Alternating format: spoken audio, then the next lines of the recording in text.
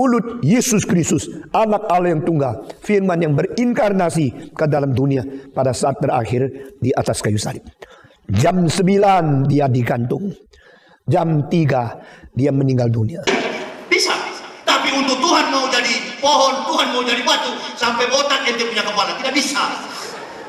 Tidak bisa. Eksistensi Allah itu adalah pencipta. Pada saat kita masih menjadi orang berdosa, Kristus mati bagi kita pada hari yang ditentukan. Adalah mungkin Tuhan mengorbankan dirinya demi manusia. Enak betul itu manusia. Ente yang berzina, ente yang membunuh, kau Tuhan yang korban.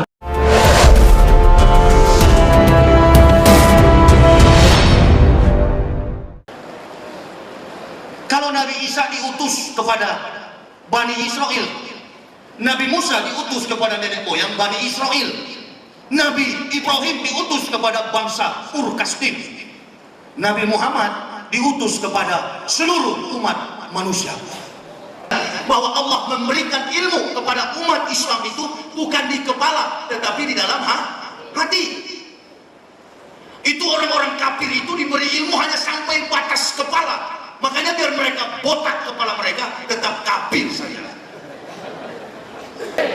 Panggil itu Stephen Tong, panggil itu pendeta-pendeta yang dianggap qualified di Indonesia ini, kita debat secara terbuka. Jangan hanya memfitnah-fitnah Islam. Ini kan possible war of neighbors, bertarung dengan urat saraf. Berkatalah ia, sudah selesai.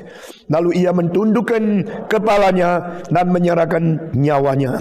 Saudara-saudara, ini adalah satu bagian yang menuliskan beberapa kalimat di antara 7 kalimat yang diucapkan keluar dari mulut Yesus Kristus, anak Allah yang tunggal, firman yang berinkarnasi ke dalam dunia pada saat terakhir di atas kayu salib.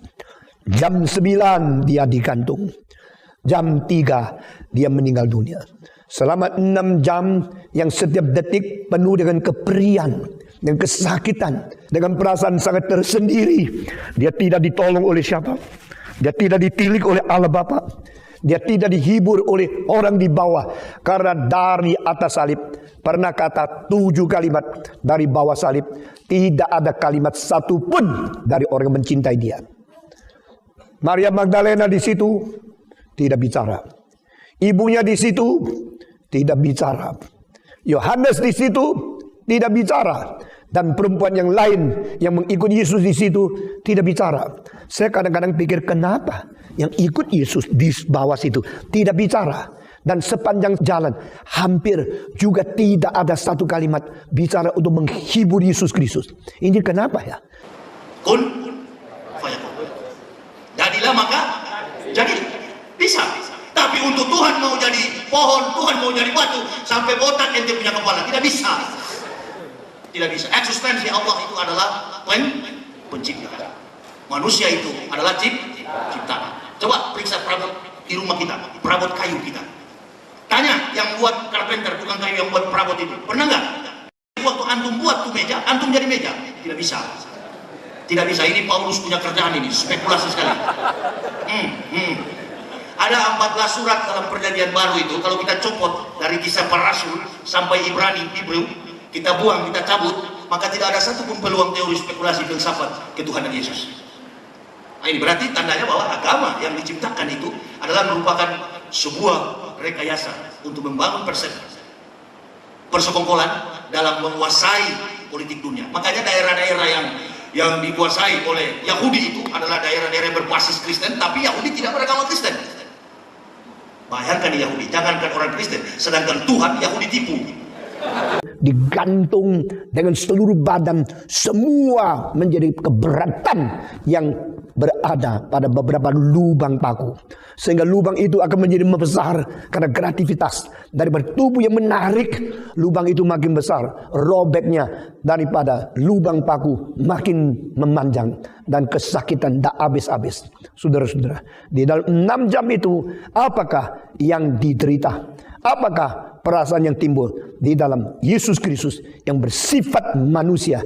Saya percaya tidak ada orang yang mengerti. Tidak ada orang yang bisa menulis. Yesus pun tidak pernah mengucapkan satu kalimat.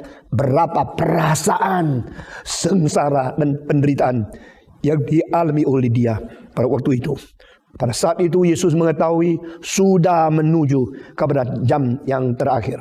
Saudara masih ingat kalimat daripada Roma pasal 5 ayat 8. Pada saat kita masih menjadi orang berdosa, Kristus mati bagi kita pada hari yang ditentukan. This is the day which God had made it.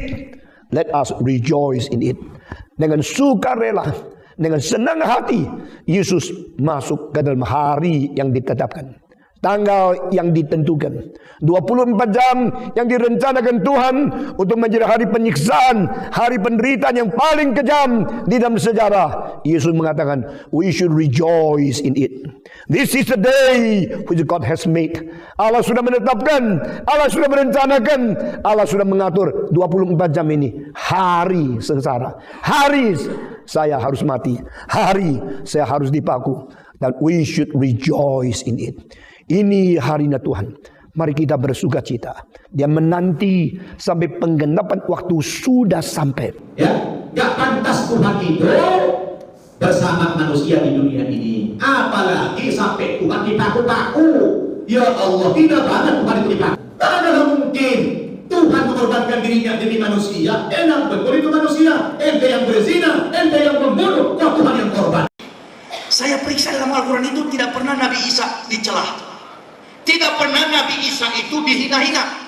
Tidak pernah Nabi Isa itu direndahkan derajatnya. Sebaliknya, Nabi Isa justru dimuliakan, diangkat derajatnya.